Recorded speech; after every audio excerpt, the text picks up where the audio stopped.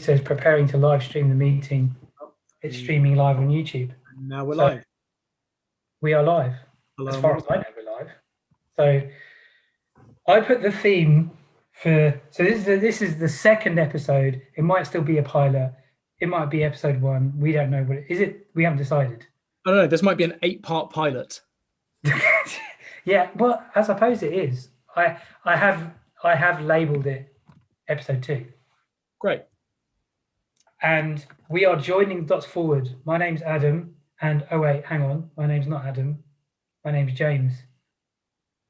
Your name's Adam, and we're going to be joining the dots forward on whatever strange and wonderful random topics we put together. So, since last week, you watched The Social Dilemma, didn't you? I did. I watched The Social Dilemma, which it was. I mean, I think for a lot of people, it was very disturbing. Yeah. And I have a sense from talking to people in my community that the ones who have watched it have found it very disturbing, mostly because they didn't know what was going on and how social media worked. Like, they've probably never heard that, you know, if you're not paying, you're the product. You know, Had you heard that before? Yeah, I've heard that before, and I know and understand a fair bit about how it works. You know, not the technical side of things, Sure. but I'm, you know, as you know, I'm relatively tech savvy, so you know, I know that, you know, I've used Google and Facebook for advertising myself, so I've been at the advertiser end of that chain, as opposed to just being a user. It's and yet it still disturbed me, you know, just how much it I was a bit surprised at how much it disturbed me, actually. You know, about a year ago I deleted my Facebook app from my phone, and I deleted the shortcut that I'd had in my browser for forever. And it was, you know, it's not like it would be that much more difficult to go to Facebook. You know, all I got to do is type FA, maybe FAC into the address bar, and it'll, you know, autofill the rest. So it's not that difficult. But what I found when I deleted Facebook about a year ago, or maybe even a bit more than a year ago, I'm not sure, was that I just didn't go there anymore. I just didn't. So you deleted the app, you deleted the shortcut, and then you didn't go there anymore? You still have your account, don't you? I still have my account. So I think I've been to Facebook 4 times since deleting it. And each time it's been for a very specific purpose. Right. Like, I wanted to contact someone, and my only way of contacting them was Facebook. And I think 3 out of 4 times it's been that. One other time might have been to find a group or something like that. But I just found that without it being in front of me, like the app on my phone, no matter how hidden it was on my phone, and without the shortcut in my browser that I would see and go, it was just too easy to click on it. Yeah. It was just way too easy. Yeah. Without just removing those 2 simple little prompts. Yep. Just meant that I basically don't go. I've been once a quarter. And I've sent my message that I wanted to send. I've checked to see if there are any other messages. And there have been. Like, I went last week, not even a week ago, within the last week. I went, and I had a message from a really old friend that I went to school with, who I have no other way of contacting. And she sent me a message about 10 days ago. So it was like, you know, it was brilliant. It was perfect. You know, I went, I checked the messages. I replied to the ones that I wanted or needed to reply to. And then I moved on. I didn't even look at the notifications and, you know, all the, like, I don't know, all the other notifications. I looked at the messages notifications, but so anyway, But all of this came from our conversation last week about the challenges of fatherhood and discussion about technology and what it's doing. Like I was intrigued and disturbed by the social dilemma, but also a little bit the other end. I was surprised how much I knew, and it's probably from reading those two books. But then I have deleted You're talking about just say the names of them again. Indistractable. Indistractable. By Nir Eyal, or I don't know how you say his name, and The Shallows by Nicholas Carr, which I've now finished, which our mutual friend hasn't finished but goes on about. Yeah. So the very, very interesting books and very interesting with the documentary. And I deleted the Facebook app from my phone. So the only way I can access it is through the browser on my computer.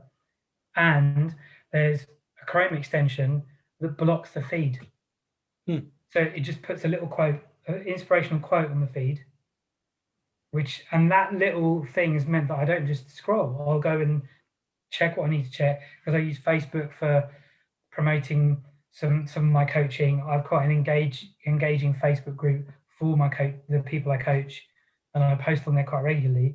But on my phone, it was really easy just to get sucked into scrolling and reading the latest rant from one of my friends. And I wished I had the same blocker on the phone, because it works a treat on the computer. But it's so interesting how, because one of the things I'm really interested in is how our behavior is affected by little tweaks, nudges, behavioral design.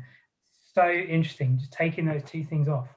And that I think was the thing that disturbed me the most in watching The Social Dilemma, was how it nudges you in a particular direction. All for the sake of engagement, and therefore all for the sake of money, and nudges you in the direction of the advertisers, really. So before I got to the end of the movie, like midway through the movie, I deleted Twitter and Instagram from my phone. And it's interesting because I was a very active Twitter user once upon a time. Like, I remember the fairly early days of Twitter. I was a very active user. I haven't got massive followers, but maybe, I don't know, 1,500. If anyone wants to go and have a look. Is that your phone making a noise or my phone? Not my phone. If anyone wants to go and have a look, you can go and have a look at my very slow account, which is @circusboy1, number 1, numeral 1. But at some point I got a bit tired of it and I took it off my phone. And similarly with Instagram, I had it, and I was, I don't know about an early adopter, but a user from a long time ago, and then I deleted it from my phone. And then Instagram I put back on my phone after I moved to Devon, because I found that I was, not in the city, and I was enjoying taking photos and sharing some of those photos with people. And a nice, easy way of doing that was through Instagram. So I started using it again. Twitter, I started using again this year, mostly around COVID. So if you do go and look at my feed, what you'll see is a lot of tweets and retweets and information that's COVID related, because what I found was there were a number of people that I followed for their information, and a really good, easy way of following a particular set of people for information and for news was my Twitter feed. And it was like a bit of a curated feed for a purpose. And it was still a bit, mixed up with some of my legacy follows, let's say. And I started to filter some of them out and go, you know what? I don't need to follow them anymore. I'm not even working in that industry anymore.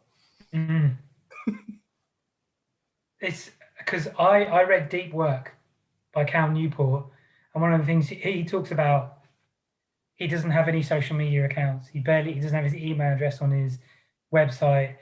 He said, do an experiment. They're tools. as far as he's concerned. And he does actually refer to the shallows, interestingly enough. But he says, do a 30-day test when you don't use it and then reevaluate what happened. So I did that with Twitter, didn't miss it at all, in the slightest. So I'm going to keep my account. I'm going to put a pinned tweet there along the lines of maybe even just read the shallows, not using Twitter anymore. Here's my email address or something like that, because I know I kept my Twitter feed public and pupils would follow my stuff on Twitter, current pupils, and I wasn't doing anything massively controversial. But I had a comment on my blog where somebody didn't know how to get in touch with me, which I found really shocking.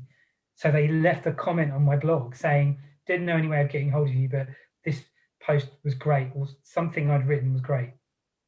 I thought was really strange.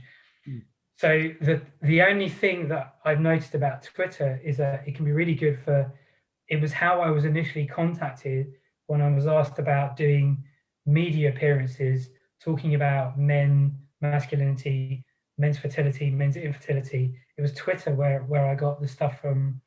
Initially or every time? Outlets. But actually, it was a combination. It was more initially, and then later on, it became, I was getting them directly via email through someone who referred me. Right. So and I still get occasional media requests or things passed to me talking about that topic. But it was really interesting. Not using Twitter for 30 days, didn't miss it at all. Yeah. I don't miss Facebook in the slightest. And I was a prolific Facebook user. Oh, that quote in The Social Dilemma about, the only two industries that call their customers users. Oh, drugs and social media. Drugs, yes. The drug industry, brilliant. Yeah. Brilliant. I was like, yeah, it absolutely is. Social media gives you a chemical high. Now, interestingly, we have a WhatsApp group with my colleagues, with teachers, a whole bunch of teachers. And one of the teachers posted on there, just watch The Social Dilemma, think it would be great for the pupils. And there's people like, yeah, it would be good for the sixth form, all that kind of stuff. I didn't reply, but I was thinking, you lot, the teachers are just as, it's not like they're, as adults, we're any less kind of under the influence of it. We're not immune. We're just as easily manipulated as the children are. It's not like, it's like the quality of the conversation was like, oh yeah, it's good for the children, but we're fine. No, and I think email is almost as horrific as social media. I've got colleagues who will send emails at 2 a.m. And I suppose, is WhatsApp a part of social media? It's owned by Facebook. It is owned by Facebook. WhatsApp is now, I think, the only thing that's left, and YouTube. WhatsApp and YouTube are the only things that are left for me on my phone. Yeah, it's no one's immune. We're all human, and we're all very easily manipulated, probably more than we realize. Yeah, I'd be interested to know a bit more about WhatsApp. I have friends that have removed themselves from WhatsApp because. Oh, really? Yeah. It's end-to-end encrypted, so I'm not concerned about the messages. I don't know enough about how much data gathering goes on, whether that's location data or other data. I don't know, but they shouldn't be able to read your messages. Because it's end-to-end encrypted. Now, I got to assume that that's true. If I was concerned that it wasn't true, I might look at leaving WhatsApp. But for now, I'm okay with that. And YouTube, I use, and there are alternatives. They're just not quite big enough to have the volume of and diversity of content that I'd look for.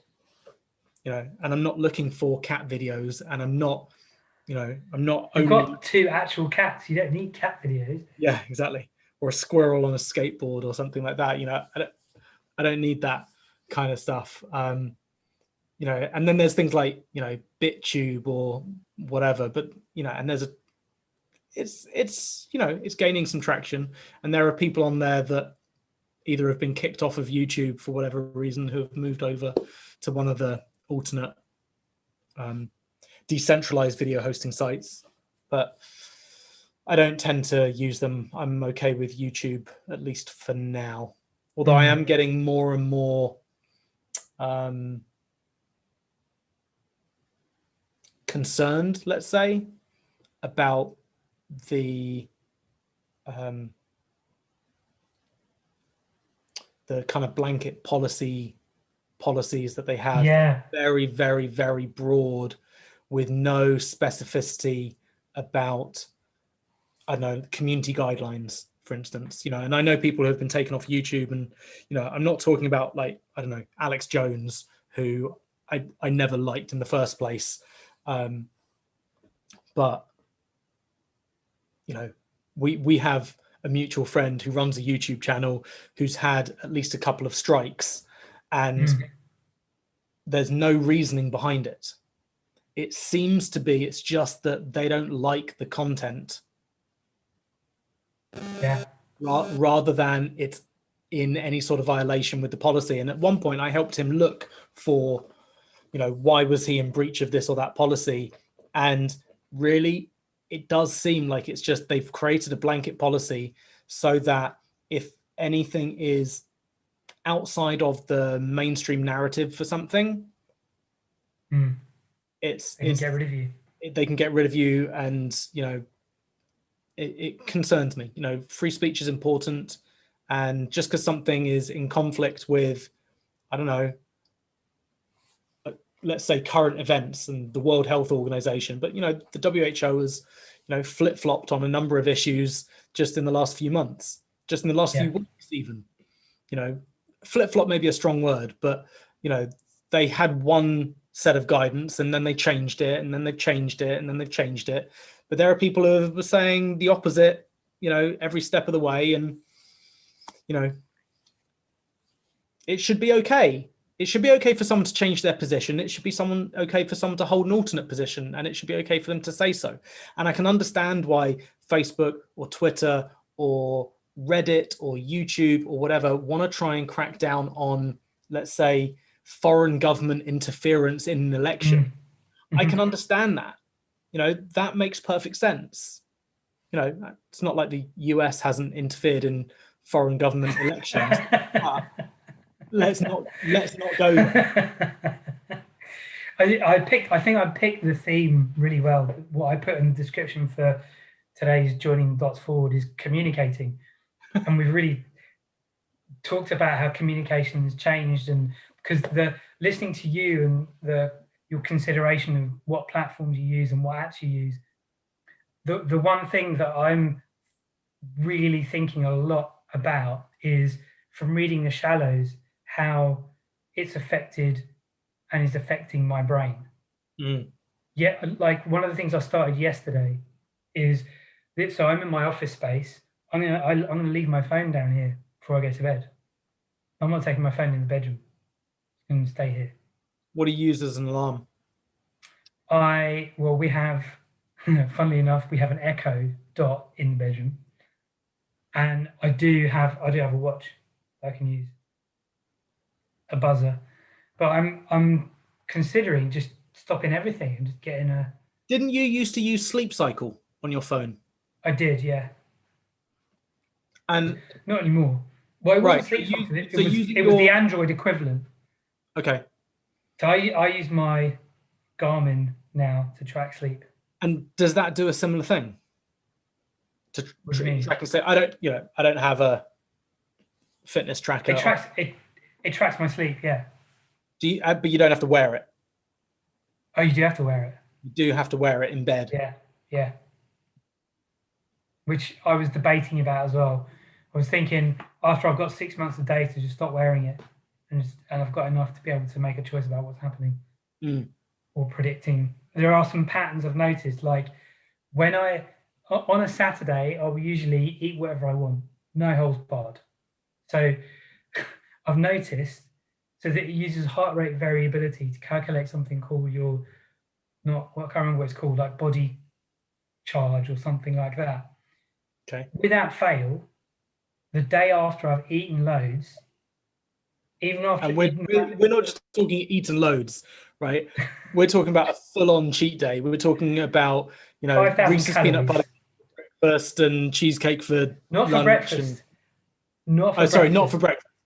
No, not for breakfast. Your after breakfast. Eggs and hummus for breakfast, and then Reese's peanut butter cups for lunch, and then stay the course.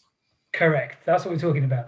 And so I'll consume 5,000 calories on a Saturday occasionally, but without fail, that night the quality of sleep, it doesn't matter how long I think I've slept, the quality of sleep isn't very good, and my body battery, I think that's the term, just like barely increases. Most nights I'll sleep, recharge in the night, go down through the day.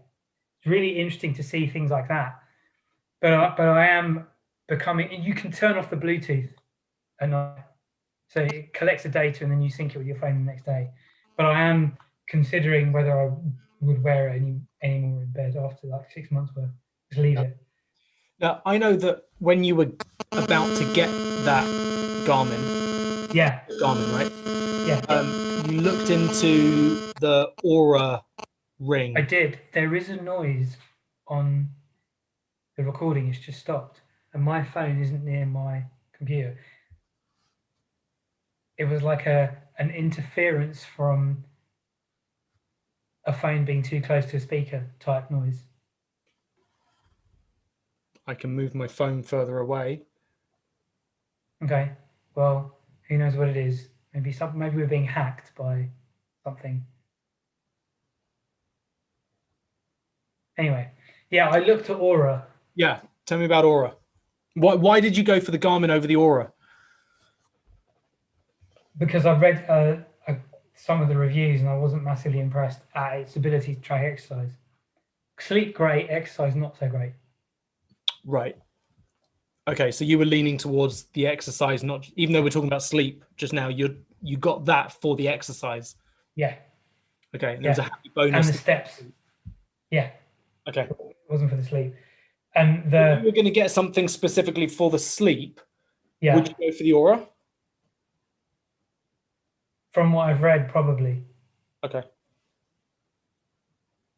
So it's I think it's worth making this point. Technology has so much to offer us. And I don't know if this is the actual definition of technology, but I remember learning it vaguely in school. Technology is the use of tools to solve human problems, the study and the use of tools to solve problems. That's basically what it is, as far as I remember. Unless you might be able to correct me, Adam. It's the kind of thing you would know. I can't. You can't? Okay. So we've got all these tools. I never stuck with a single school long enough.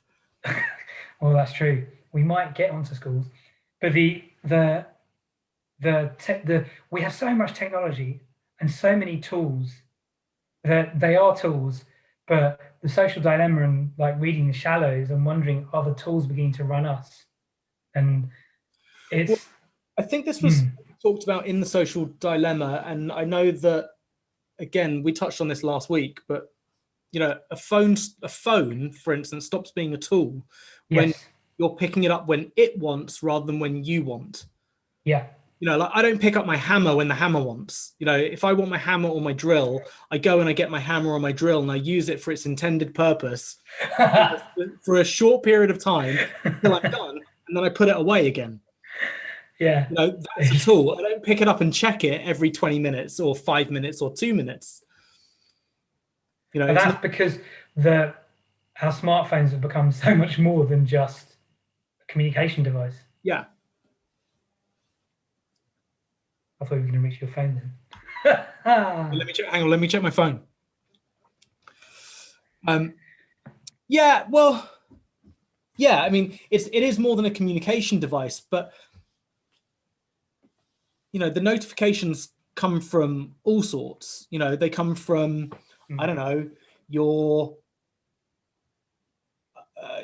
a reminder to weigh yourself, a reminder to start fasting, or that you're halfway through fasting, you've got a notification from WhatsApp, or someone liked your post on Facebook, or whatever. But, or there's a new set of shows if you have Netflix on your phone. Yes. Which there's a new set of shows that you'd really like, or like from Amazon, buy this because it's Prime Day or whatever it is.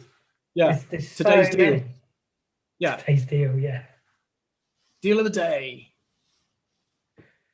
Yeah, it is more than just a communication device, but the notifications are so far removed from that. They're neither about it being a communication device or not. Like, I keep my WhatsApp notifications. I keep some Slack notifications, not all of them, not all the channels that I've got, but some of them, because some of them I want to be notified of, immediately.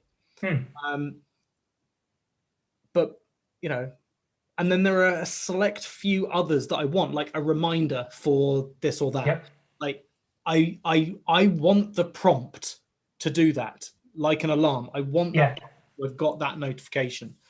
But I never had, or I very quickly, I don't know about never, but I very quickly disabled like Instagram and Facebook notifying me that someone had liked my picture or whatever. It's like, I didn't need that. I didn't want that. It's a distraction. It's a disturbance. It's an annoyance.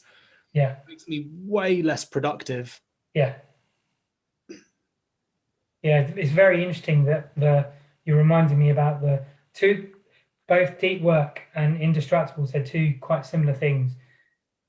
The technology and the mobile phones and the internet can distract us from being productive, but really when they boil it all down, they both emphasize consciously using our time.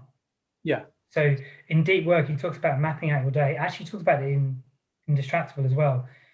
Planning out what you want to do in a day so that you're doing it through your choice. It might change, things happen, but you're doing it on your terms, not having some other thing swing you around, or circumstances swing you around.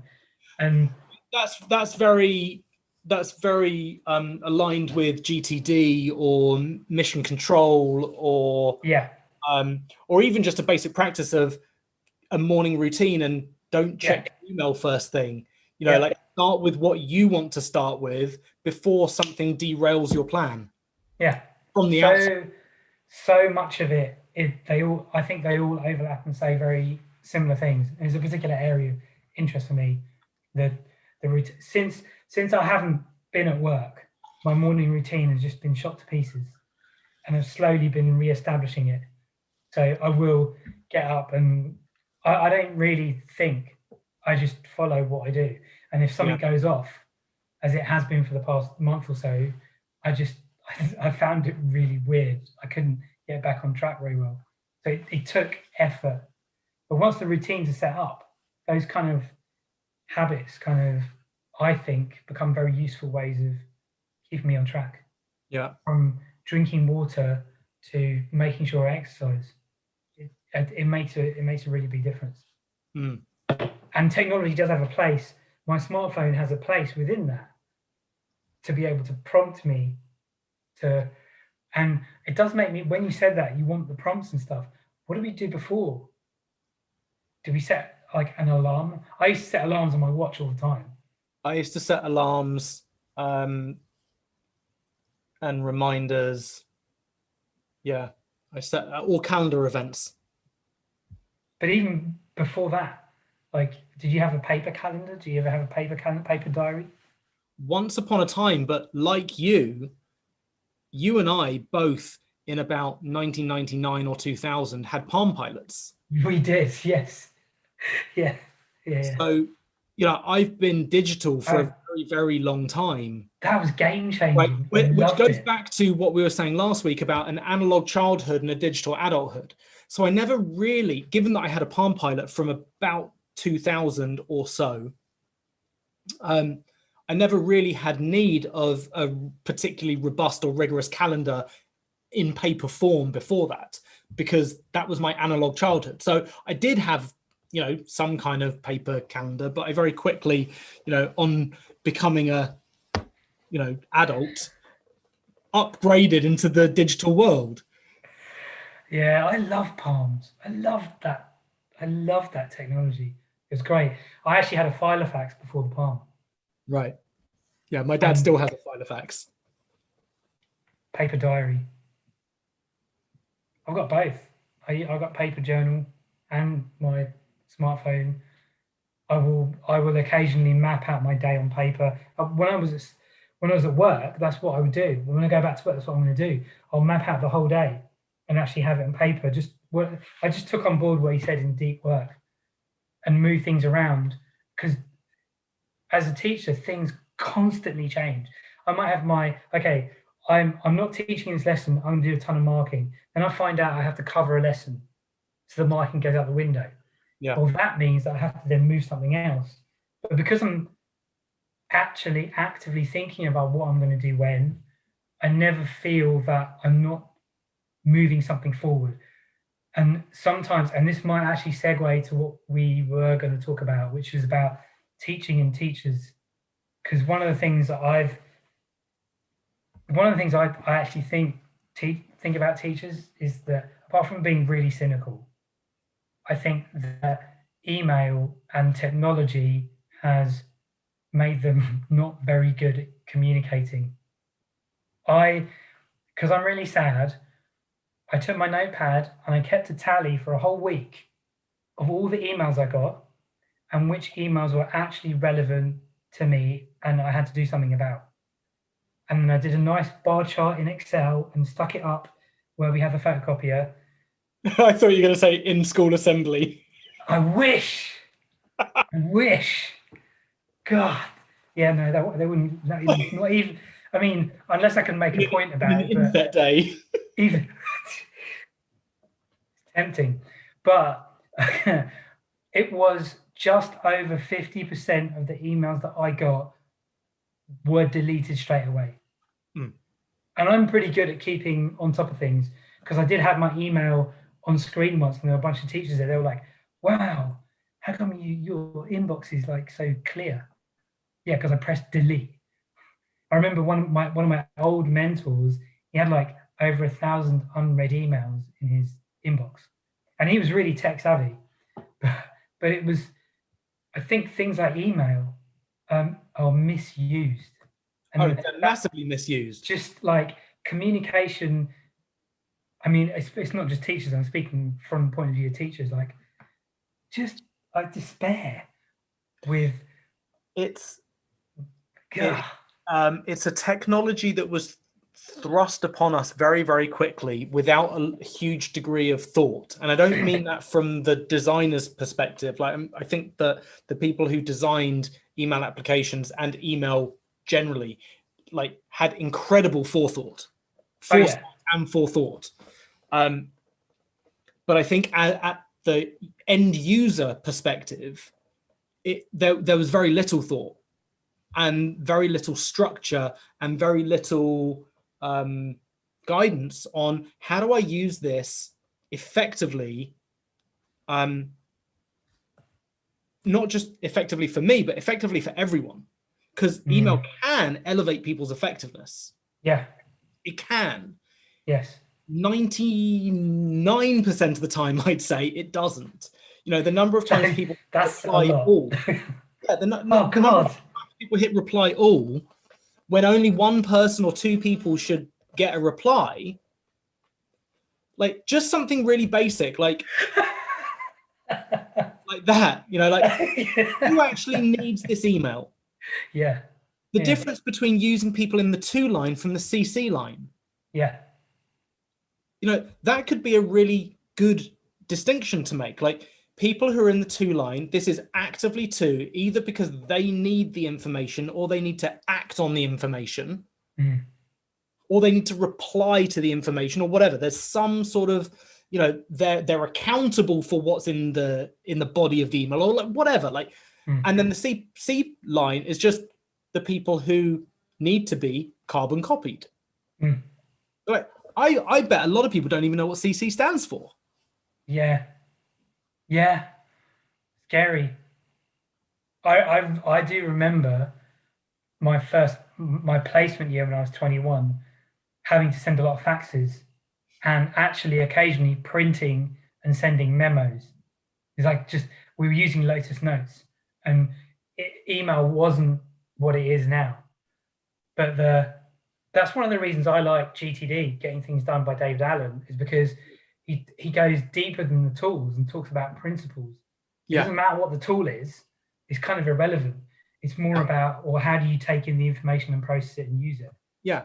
How many times have you responded to a letter to say thanks? Exactly. Oh my God. Annoys what a waste of everyone's time.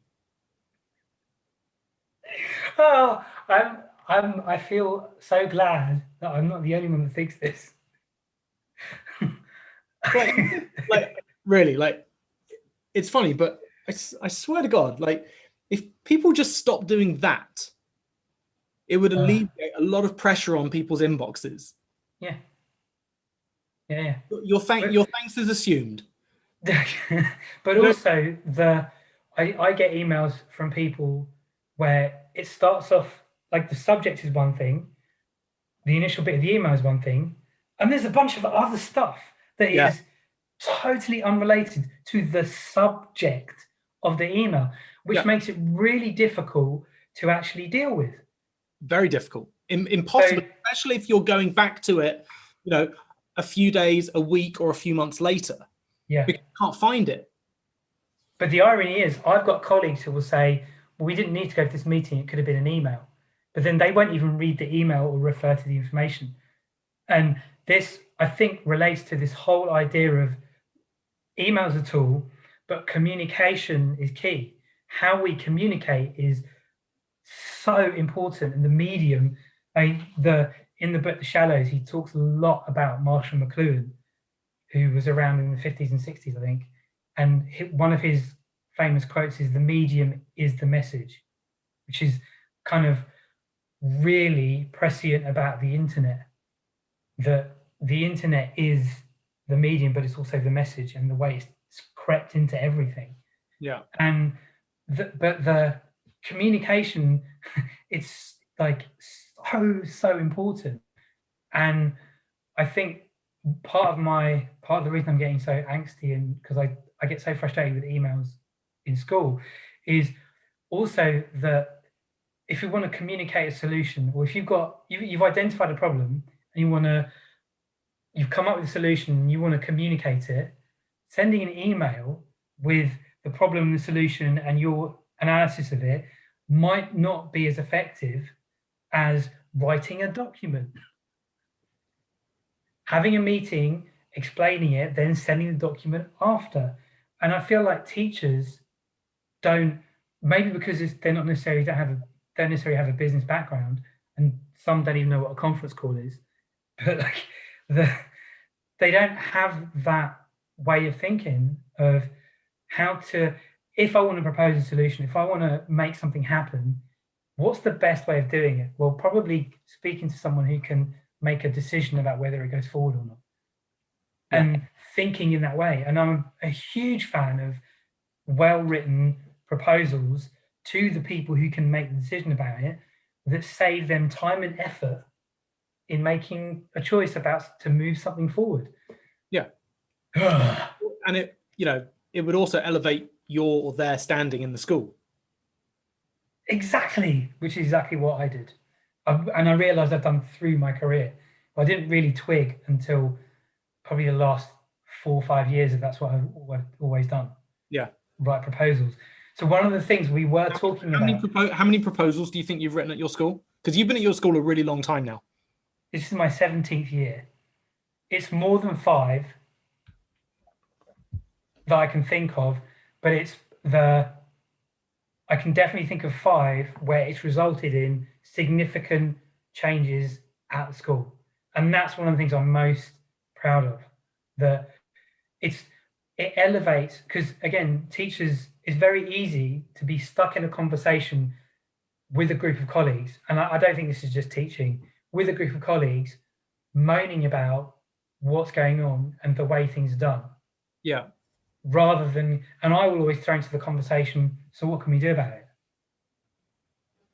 But then taking that idea, doing a bit of research, and then proposing a solution to someone who's interested or can do something about it, that's how things happen. And that was what we were going to talk about, because I was like, teachers don't know how to do proposals.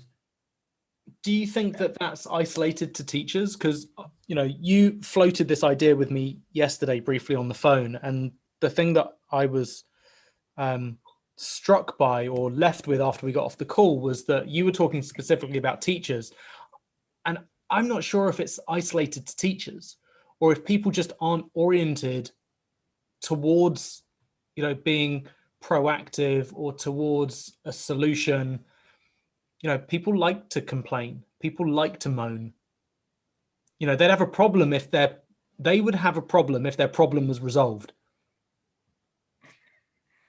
They'd have to do their job, and they'd have to do their job well. That's a problem. That's a really big problem for a lot of people. And I'm curious if you think that this is isolated to teachers, or, you know, more prominent in teachers in some way, or if you think it's a larger, broader, either systemic condition or human condition. This is interesting because I think it is prevalent with teachers as a starting point. Now, I think that because it's very easy to be a very good teacher in the classroom, become a middle leader, and then not necessarily know how to manage or how to structure managing a group to achieve an outcome.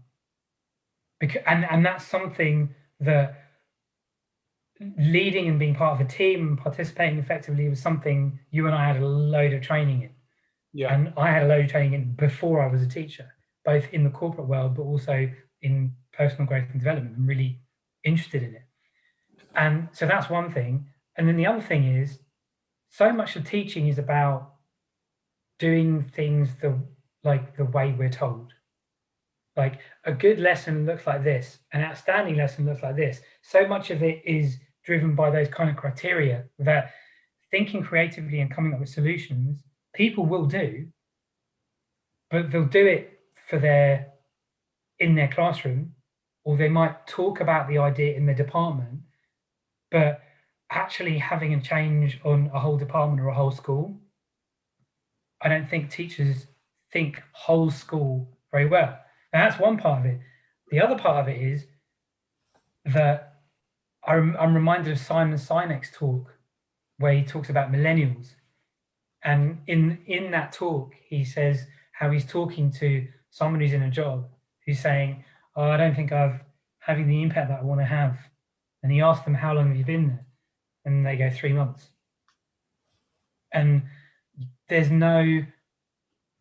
you can't have an impact in that you might want to have in 3 months. You can't have a big impact and make a contribution that you really want to in a short space of time.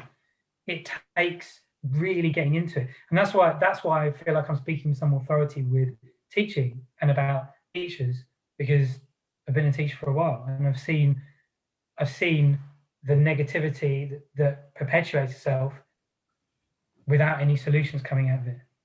Can I circle back to something that you said? Yeah. So you said that teachers are, you know, very much, you know, do it the way you're told to do it. Good lesson looks like this, outstanding lesson looks like this, needs to have this bit and then this bit and then this bit. You know, this is what we're going to learn. Then you do the thing, and then you summarize what you did, you know, a bit like writing an essay, right? You know, what I'm about to say, then you say it, and then you say that you said it. But it strikes me that that's school through and through. Yes. That's how teachers are with their students. Just do it the way you're told. Yes. And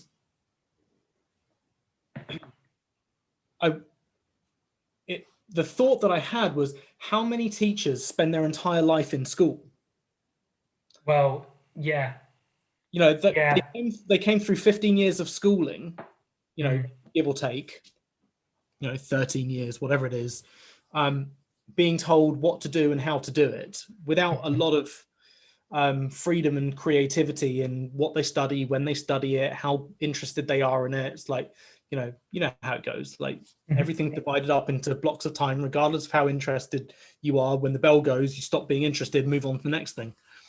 You know, and they went through their school career and then probably, you know, trained as a teacher and did a bit more schooling to train to be a teacher, and then they go back into school as a teacher. And I wonder if it's, I don't know. Yeah. I don't know what I wonder about that. Well, there's two little stories I might speak to that. One story is we had one of my colleagues join the school, and then someone else joined the school who taught him. Actually, he taught two of my colleagues who joined the school were taught by another colleague. Right. So that's one. So you talk about that kind of staying and teaching thing. It just that's one story. They're a half a generation or a generation apart. Yeah, and then there are two of the younger teachers in my school who I remember when they were in year 9. So they would have been 13, 14. I remember them going through sixth form. I remember having very provocative discussions with them in sixth form. And now they are both teachers at school. And apart from the fact it made me feel old, because when I told the pupils, some of the pupils, old. Yeah, 47, yeah, 47, yeah, 44. But when I told the pupils, they thought I was at school with them. They didn't realize I was a teacher when they were pupils. Really? Yeah. They remembered you as if you were a student at the same time as them. No, when I sorry, no, I didn't explain that very well. So when I told current pupils that I remember 2 other teachers when they were in year 9, the current pupils thought that I was a pupil at the same time. Right, got it. They didn't realize, even though you're 47, it's the boyish good looks. Correct. And the not drinking and not smoking for over 20 years. Yeah. So, that's why at 44, they thought I was a lot younger. Yeah. But that idea of that whole, like, you go to school, you go to a bigger school, you go to university, you do some more schooling, and then you go back and become a teacher in the school. I'm sure there are quite a few of my colleagues like that who haven't done anything else and can't think in any other way other than, this is what we're going to do, let's do it, this is what we did. Although I do tell a lot of stories in my lessons that go off all over the place and they learn. And quite frequently, I have got myself into trouble several times for not doing things the way they were supposed to be done. Yeah. But schooling, I sent you, didn't I? John Taylor Gatto's 7 Lesson School Teacher. Yeah. And yeah, a few months ago.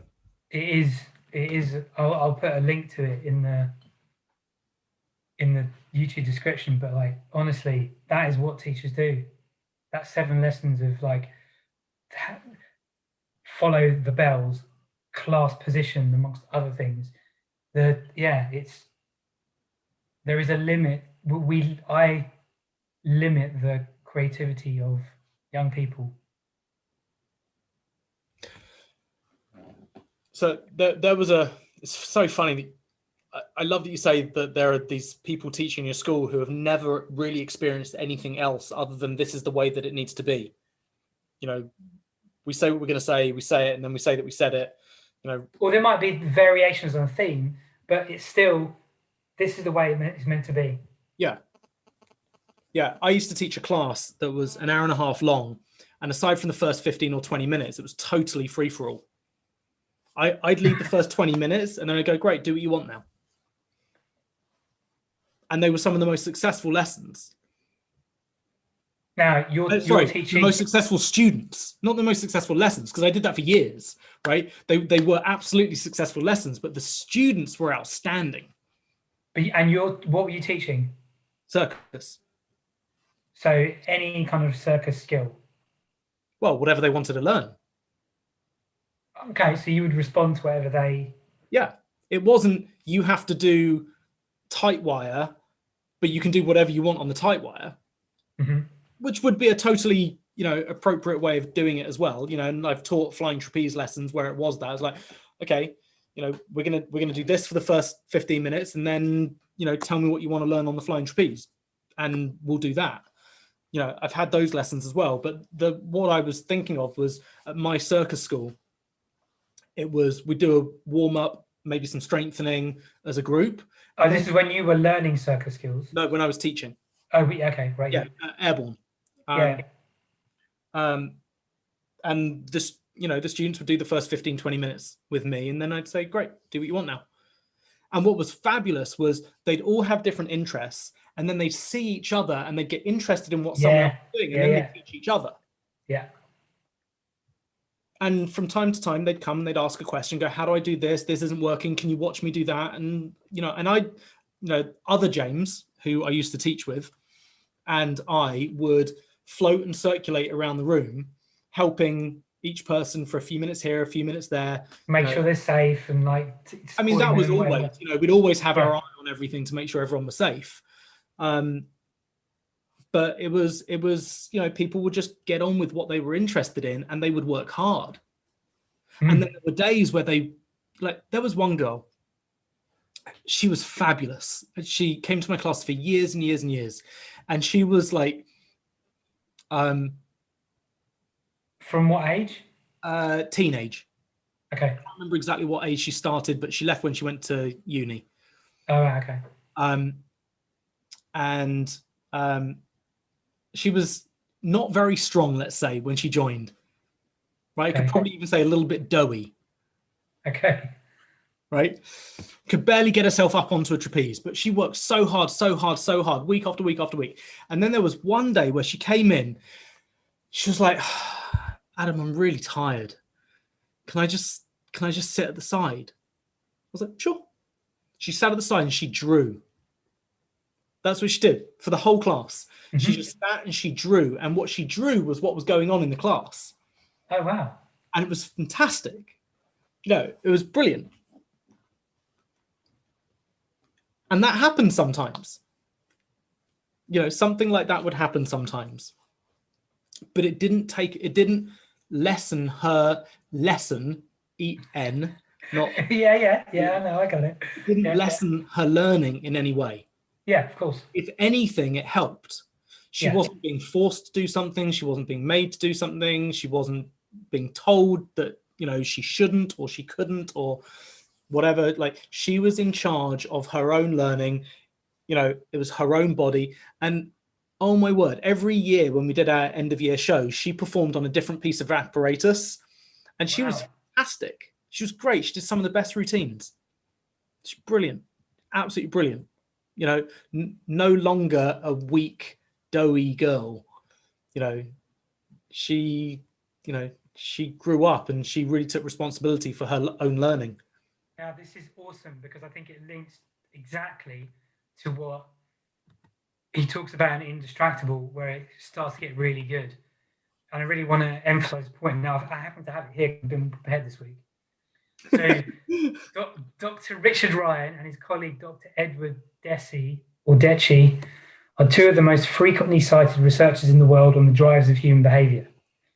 Their self-determination theory is widely regarded as the backbone of psychological well-being, and countless studies have supported their conclusions since they began research in the 1970s. So these two guys propose that the human psyche needs three things to flourish: autonomy, competence, and relatedness. So when the psyche is undernourished, it produces anxiety, restlessness, and other symptoms that something is missing. Guess what I see a lot of in school? Anxiety, restlessness. a lack of say those three things again. So the three things: autonomy, competence, and relatedness. Related, yeah. And I can just hear all three of those in those two things you shared about the way you taught circus, or that you, is taught. I suppose taught would be the right word. Yeah, it might be more accurate to say, the way in which I ran my circus school. Yeah, because when you say taught, or even if I say like I work as a teacher, there's a whole world that comes with it. And people, occasionally, some people will say to me, sometimes Davina, my wife, will say to me, "Stop treating me like one of your pupils." Or just like you're being a teacher. Sometimes my mom will say, "Stop being a teacher about all this." Like, no, I'm just saying what I think, but then it gets shoehorned into this, oh, you're being that way.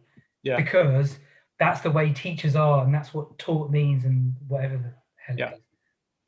And that's the truth. That's the water that teachers swim in. If we was fish in a bowl, it's the fish bowl of school. That this is how you're supposed to teach, and that's an outstanding lesson. Yeah. And anything else is not teaching.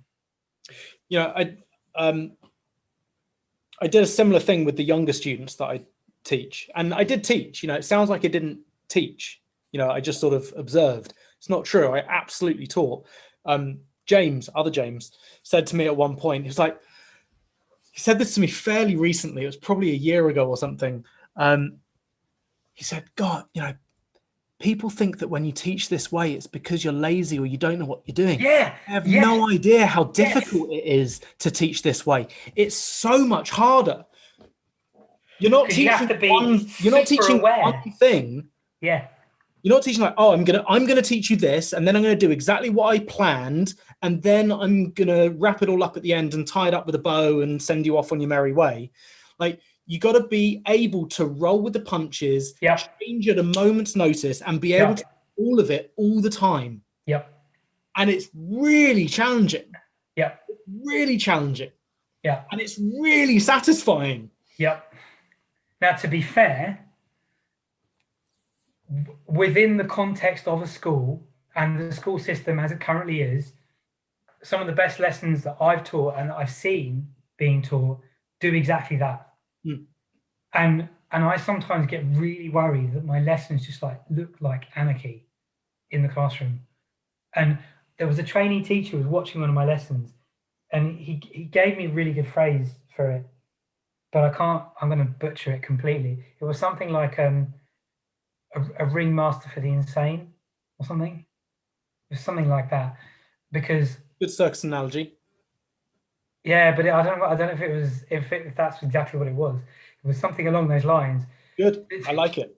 To the untrained eye, it would look like madness, but I would be able to say what I was doing, why I was doing it at any moment if you ask me. Yeah. And I think that's experience and practice and being really good at what you do. Yeah. I'm sure you could do that if I was watching your lessons. I'd probably ask you, did you do that because that and because of this? And you probably go, yeah. And that level, and it takes being present and in the moment, which I think is one of the key things of communication. Yeah, for sure. It was really interesting running my circus school that way, and the majority of our students were obviously schooled. Now that's interesting. Right, now we had a few home ed kids who also came, but the vast majority were schooled kids. So it was interesting because when the class that I described to you before was a class for teenagers, or 11 teenagers, although we also had one for 11 plus, which was a more advanced class. But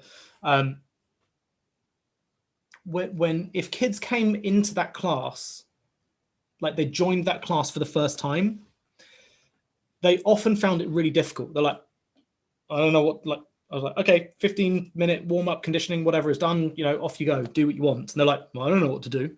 Now, first session, that's totally fine. They're like, okay, I don't know what is even available. I just don't know what to do. But it often took a number of weeks before they go, I can do whatever I want. Like, what do you mean I can do whatever I want? Like, still? Like, yeah, still, what are you interested in? I do the same thing, a similar thing, not quite the same thing. I do a similar thing with the younger kids. And so we grouped our classes, 5 to 7-year-olds, 8 to 12-year-olds and teenagers. And with the 5 to 7-year-olds, how we'd run it, was a 1-hour class, and how we'd run the class is we'd play a game as a warm-up, and we do our warm-up, and then we'd split them into 2 groups, and we'd have 2 activities, and they'd be different each week. But we'd have 2 activities, and initially I'd split the group, and I'd be like, you go here, you go there. And then I was like, oh my God, what are you doing? This is like totally against everything that you think about teaching and learning. I was like, okay, we're going to do these 2 activities, choose. Nice. Right? And I gave them one rule. Yeah. Choose wisely. And these are 5 to 7-year-olds. These are 5, 6, and 7-year-olds, right? Yep. Choose wisely. Yeah. I might say it in a number of different ways, but that's what I was saying to them, Yeah. And I'd given them an example, right, of something like, I don't know, like if there's lots of people over there, do what you want, maybe you want to do the other one. If there's too many people doing that, maybe you want to come and do this one. And then we'd swap them over so they'd get to do anything. And then for 10 or 15 minutes at the end of the class, we'd have free practice, but they could just do whatever they want again. With the 8 to 12-year-olds, we do the same.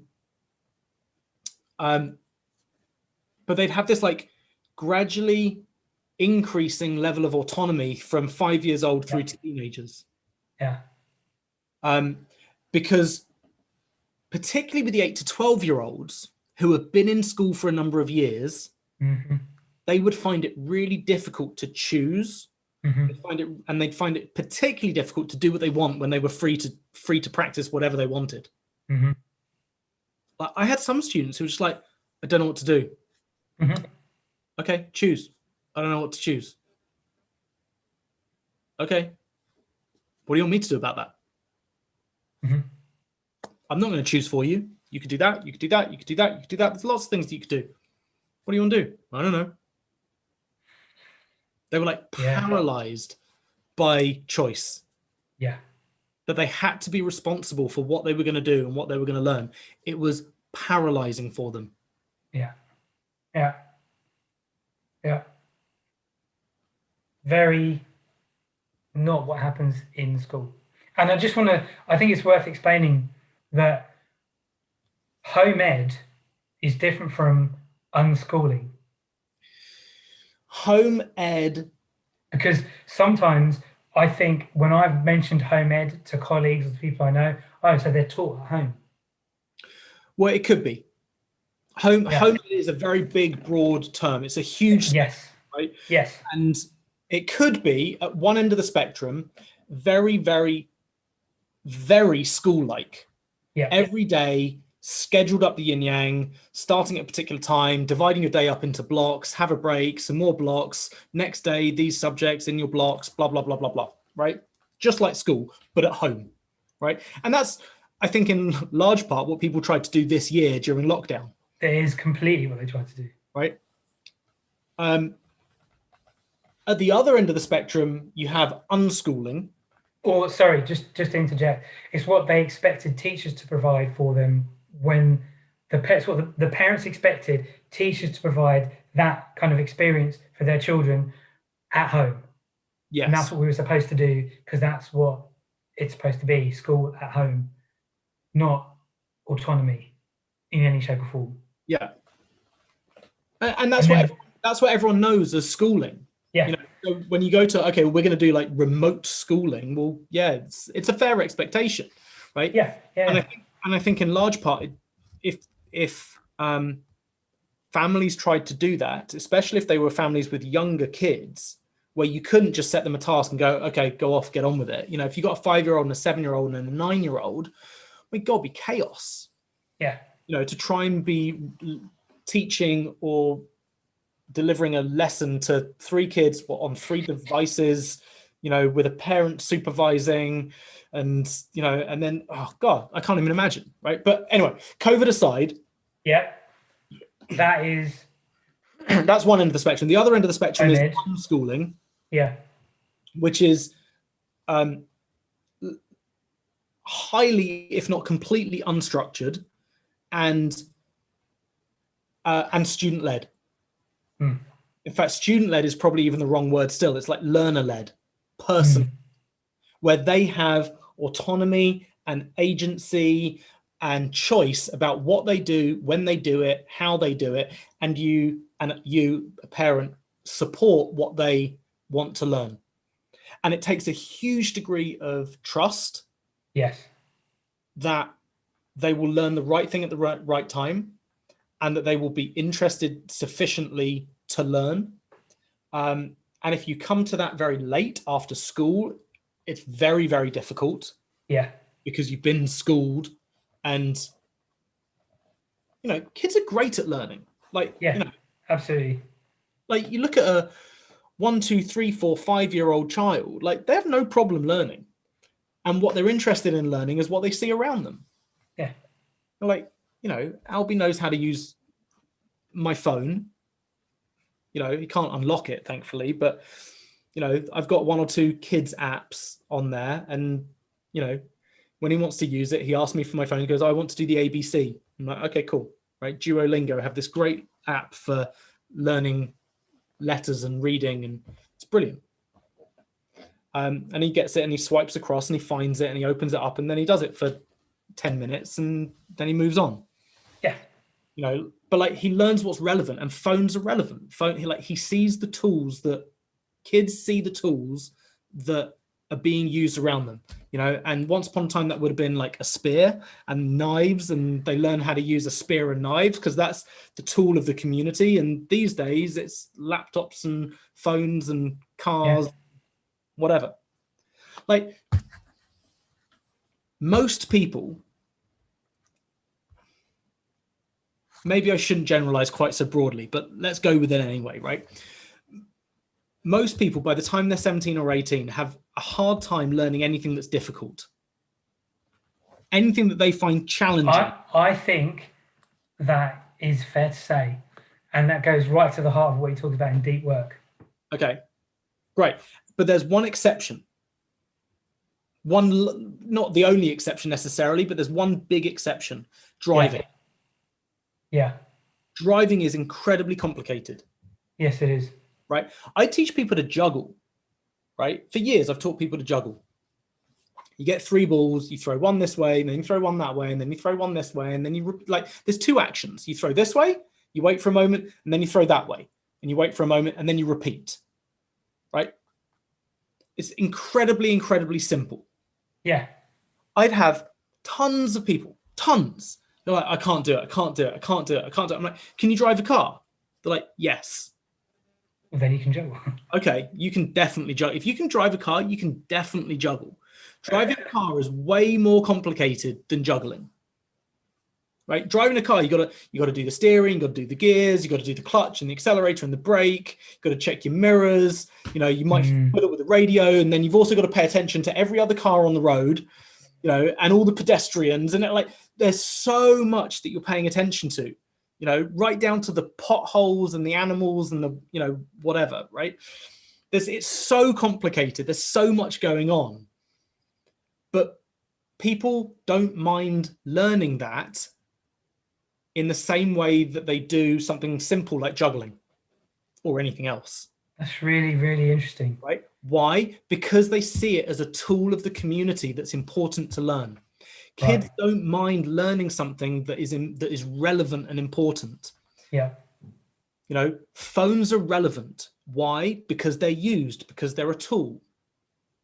Yeah. Cars are relevant. Driving is relevant. Yeah. You know, they have no problem learning how to use social media and whatever. It's like, it's relevant. It's relevant in the community. What a really interesting, because you know what? I don't think I've ever heard you describe in that much detail or with that much thought how you teach. Like you've shared with me specific like things that have happened in a lesson, but not your thinking behind the way you would run a lesson. Right. So it's really interesting hearing about the way you approached it and thought about it. And I know that communication is one of your favorite things to do, the talking and the listening. Yeah. And it's yeah. So just to take that full circle, right? Unschooling takes a huge degree of trust that they're going to learn what's relevant. And if someone was telling me recently that, let me go back one step. So sometimes in unschooling, kids don't learn to read until really, quote unquote, late. Yeah. Right. Compared to what? Well, compared to the government's relatively arbitrary line of when they should be reading by, right? Which is an average, and some are going to be ahead of the average and some are going to be behind the average, because that's what makes an average, right? Someone was saying there was this girl who couldn't read, just wasn't interested.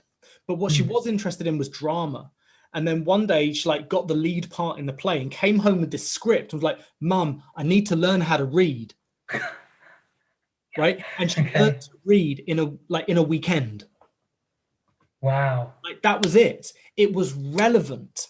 It was reading became relevant and important, and then boom, it was done. But she was like, I forget, like 10 or 11 years old or something like that. Right? So unschooling takes this huge degree of trust that when it's important to them and relevant to them, it will happen. They will learn. It will happen. They will learn, right? You know, I hate to quote research when I can't quite remember it, but there was a piece of research into how many hours it takes to learn reading from like 0 to 50. And you know, and it's something like, I forget, 20 hours or 25 hours, something like that, right? From 0 to 100, right? Compared to all the hours that you spend in school trying to get people to read through repetition, as opposed to wait until they're ready and then move fast. You got to capitalize on that interest. So that's the spectrum of home ed. And then there's anything in between. Yeah. Like scheduled up the yin yang through to totally unscheduled, and you know, you fall where you fall and you do it however it works for you and your family. I think it's worth bringing this whole conversation together. It's really interesting hearing you describe the way you taught, but also that spectrum. And I think it's really important that people can think about home ed isn't just school at home.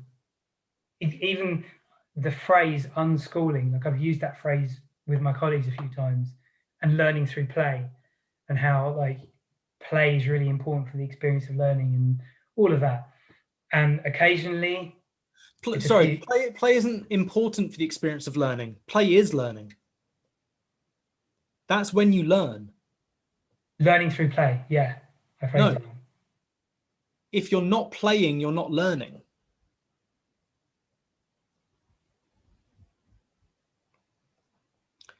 So what do you mean by play? Play.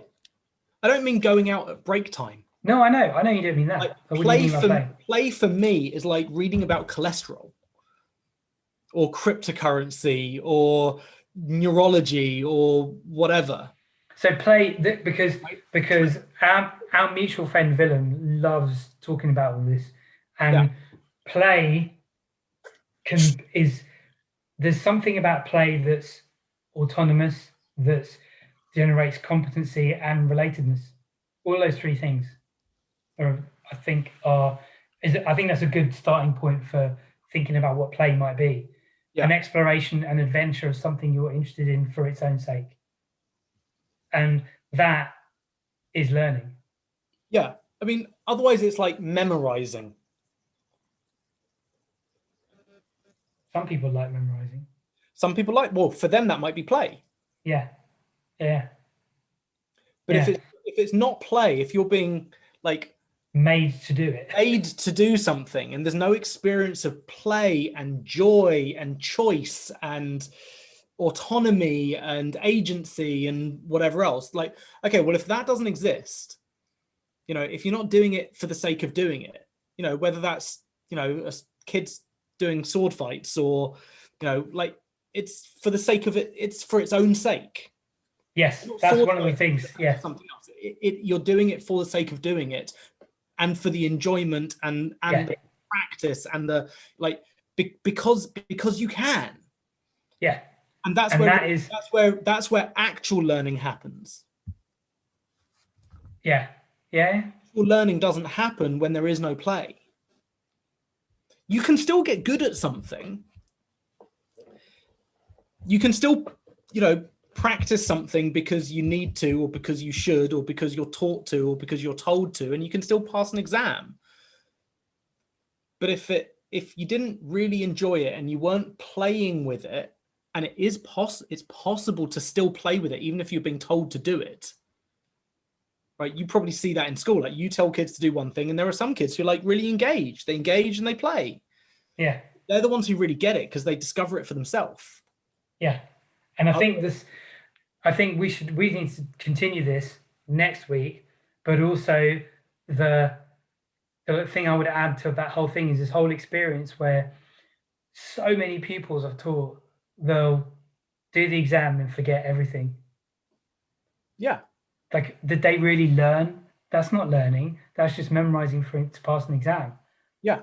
Like, but that's something that what waste of time. Well, exactly. And that's time. And that's my day job. But anyway. Well, hopefully not forever. But not forever. But I do, Adam, I want to bring it to a close. How are you going to bring it to a close? You can bring it to a close. There's two things that I want to. One thing just on this. Have you ever read the book called Play by Peter or Stuart? Stuart. Yes. Stuart Brown. Yes, I have. There you go, Stuart Brown. Yes. Okay. And the other one, which I think is actually called Learning Through Play by Peter Gray, or something like that, along those lines. I read both of them. I thought the Peter Gray was way better than the Stuart Brown. Willem loves the Stuart Brown as well. I thought the Stuart Brown book was good, but maybe not great. Yeah, Peter Gray's great. And then just to fill in the gap from last week, this is the book that I couldn't lay my hands on. The Brain That Changes Itself by Norman Doidge. Yeah. Now, what was interesting that I sent you in the text was the book that you recommended to me, The Body Keeps the Score. The quote on the bottom of the front cover was Norman Doidge. And Amazon recommended Norman Doidge's book and Bessel van der Kolk's book, frequently bought together. Yeah, so I now have both of them. The Body Keeps the Score arrived, I think, yesterday. I've got a book that I'm now halfway through, having started it yesterday. It's a very small book. It's like 98 pages plus appendices and a prologue. Okay. So I'm like 50 pages in, and I'm just going to like zip through that really quickly, and then I'm going to get into this. I think I might have to get into that, given everything I'm reading. The brain that changes itself. Yeah. Okay, we can have a book club on that one. We could. That might be an episode of Joining Dots Forward. Yeah. So if I'm going to bring this home in some way, shape, or form, bring it home. I will. Tie those dots together. I'm joining the dots forward from communication, the way we talk, the way teachers teach, the way we learn, the way you teach, and the way I teach. And schools need to sort themselves out. And learning is play. Play is learning. Just play, everybody. And the theme, the whole theme of today's episode is communication. And I do want to end by saying, and I started to, but then you got really excited, is that communication is one of your favorite things. the speaking and the listening. And we mentioned Gallup's Clifton strengths before. Communication. It's number one. It's your like favorite. Is it number one? Is it not? It's number 4. Oh, I thought it was number 1. No, command is number 1. Command is number 1. Well worth investigating. Command, woo, learner, communication, responsibility. Okay. Highly, both Adam and I love the tool that is Clifton Strengths. And you can see the other thing Adam loves to do is learn and get into stuff. And when you said, I hate to quote research when I can't get it right, that is somebody who loves to get deep into something and use it. And would you say, this is the last question I want to ask you, would you say that you are unschooling Albie, your son? Yeah, absolutely. I mean, he's 3.5. So most people don't identify as being home ed until their kids are at least school age. Mm-hmm. You know, he's, I guess, kindergarten age or nursery age, but, you know, he doesn't go to nursery, and we're not intending to send him to nursery or to school. And I lean very heavily towards unschooling, you know, and thankfully Lauren's with me in that, you know, especially thankfully given her, you know, polar opposite educational background to mine. We didn't circle back to my educational background, but we'll save that for another time. That's definitely going to be something we'll talk about next week. And the word, so we talked about communication. That's the bit overarching theme of today's. If you're going to solve a problem, how do you do it? How do you communicate in a way that makes a difference? And the other word that I think comes across from everything you said is agency. We're in charge of, well, ultimately we're in charge of our lives and what we choose to make of it, but we don't always experience that. And maybe schools have got a lot to answer for. Yeah. Should we choose next week's episode now as a starting point? I think let's start with your educational experience, episode 3, and we'll go from there. All right, we can do that. Happy to do that. And then I'll pick something Happy to not have to come up with an idea on the fly like that as well. Well, I quite happily come up with ideas on the fly. That's my thing. Thank you for a great conversation, and thank you for actually making me think more deeply about my own teaching within the confines that is school. Time to break out the box eventually. We'll see. You're a big fan of The Wire, right?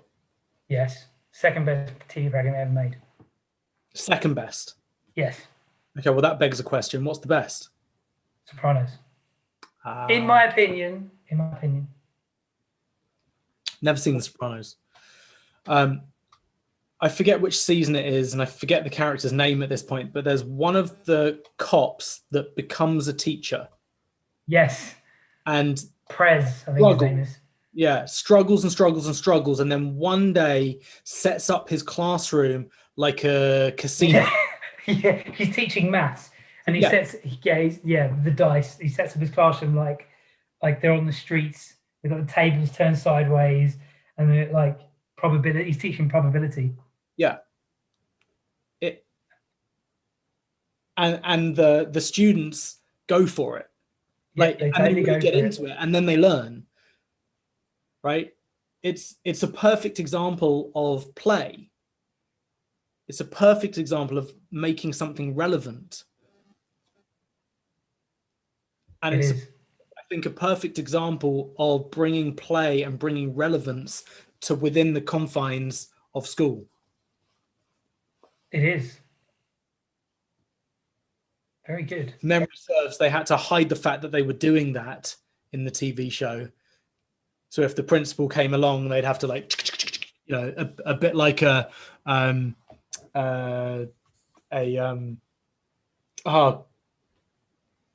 come on, Adam, where's your brain gone? A bit like late, what? Right? A bit like a speakeasy. Oh, right, yes. Right. Out front is one thing, but out back, yeah. Yeah. The cops come in. Nothing to see here. Season 4, I believe it is. The heartbreaking education season. We didn't go on many pop culture riffs this time, but I forgot to mention the other thing to loop back in is watch The Social Dilemma. Really, really powerful. Yeah. Yeah. Yeah, And I thought join it us, was well worth watching. and join us next week where we find out how Adam was schooled. Or unschooled. All the or way. not schooled. I was schooled, not schooled, unschooled, etc. Reschooled. Reschooled. Free-schooled. And that's why he is the way he is. But yeah, I'll put an Instagram post that you won't like because you're not using Instagram about this. And we'll speak next week. See you next Tuesday. See you next Tuesday, my friend.